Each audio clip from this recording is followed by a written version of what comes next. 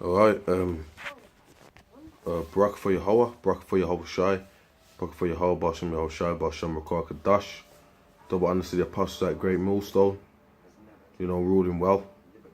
And then pretty much, man, what I'm going to talk about here right quick is, it's a quick impromptu, this one. And I'm just going to go into talking about the old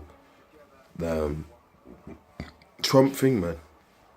And, you know, I'm going to try and, Lord will, do some more videos on this stuff here, but we're in the end times, man. You know, we're in the end times. You got this whole thing going on with Donald J. Trump. He came to England and people have been losing their mind.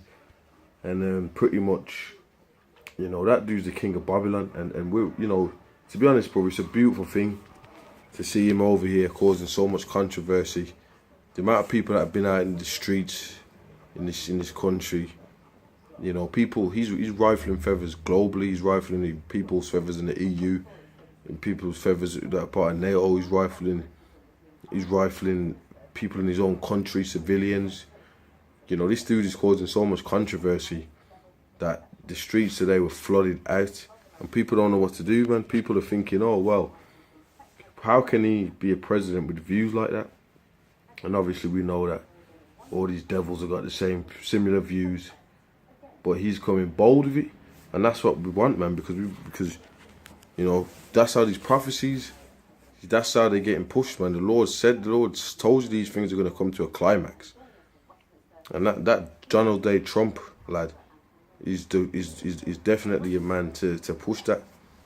So this is just a quick video, but anyway, like I said, you know, I've been watching the news today, checking certain things out, and you know, pretty much, mate, this is interesting, man. And we're in the time of the end. We're in the time of World War III. When he made his speeches today, he mentioned about nuclear missiles, Iran. He mentioned Russia. England's doing the whole Brexit thing. There's a lot going down on the pipeline.